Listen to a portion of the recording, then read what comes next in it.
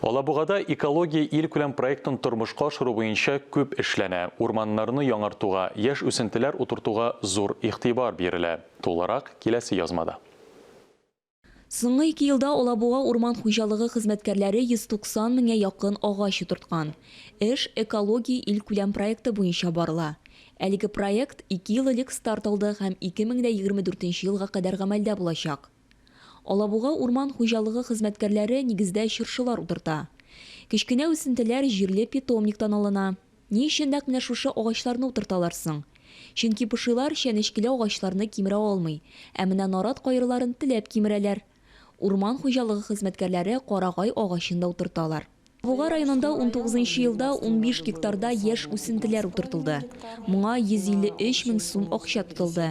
Ә бу ел 31 гектарда 600 мең сумлык эш башкарылды.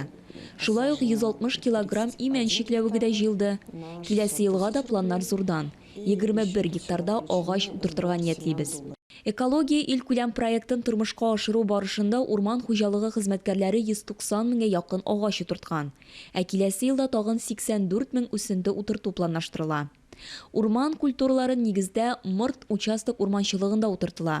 Эшләр авыл җирлеге территориясендә һәм Вятка елгасына кадәр алып барыла.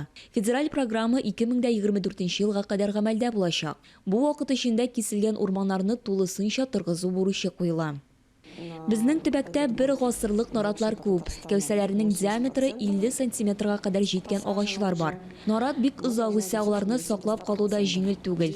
Эссе көннәр дә үсентеләргә начар йогынты ясый. Бу елларда утырткан үсентеләрне карап үстерү өчен күп тырышырга туры киләчәк. Ил күләм проект бик мөһим. Ул зур урман мәйданнарын кабат яңарту мөмкинлеген бирә. Айзилә Батырханова, Гөлназ Гайни, Татарстан яңалыклары, Алабуга.